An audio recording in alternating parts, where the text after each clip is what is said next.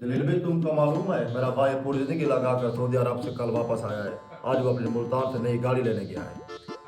वह 10 साल हो गया आपने अपना सूट चेंज नहीं किया, एक ही सूट में मैं आपको देख रहा हूँ। आपका भाई सारी जिंदगी लगा कर सऊदी से आ रहा है, झूठ बोलने की भी कोई हद होती है यार। मोटे समझे। यही सामने रुक जाओ, दोस्त के आगे शहंशाह मारते हैं।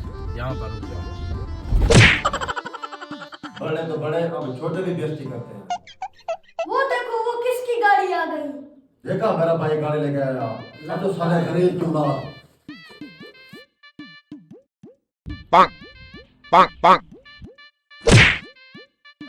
अबे सालो, क्या मसला है? सुबह से घूरे जा रहे हो, आंखें लगा रहे हो, क्या मसला है तुम्हारे साथ? गुस्सा क्यों कर रहे हो? मेरे भाई को ऐसे मुक्का मार दिया। हम नई गाड़ी लेकर आए हैं, गाड़ी घूमने चलते हैं। हाँ? गाड़ी? अबे गरीबो, तुम कहाँ से गाड़ी लेके आ गए? तुम्हारे पास तो खोता रेडी भी नहीं है।